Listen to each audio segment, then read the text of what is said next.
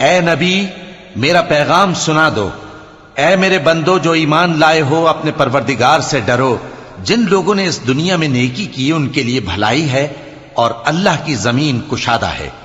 جو صبر کرنے والے ہیں ان کو بے حساب ثواب ملے گا۔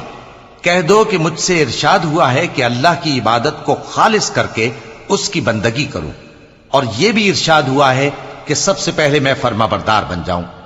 کہہ دو کہ اگر میں اپنے پروردگار کا حکم نہ مانوں تو مجھے بڑے دن کے عذاب سے ڈر لگتا ہے۔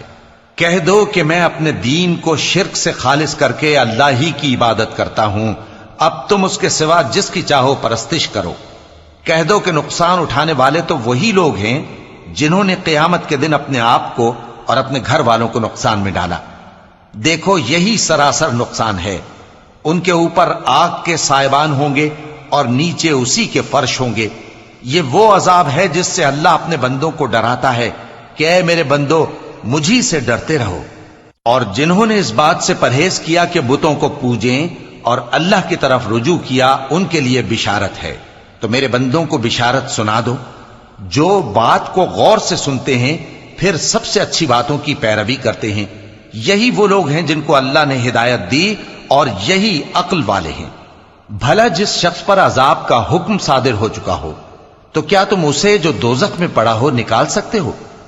لیکن جو لوگ اپنے پروردگار سے ڈرتے ہیں ان کے لیے اونچے اونچے محل ہیں جن کے اوپر بالا خانے بنے ہوئے ہیں اور ان کے نیچے نہریں بہ رہی ہیں۔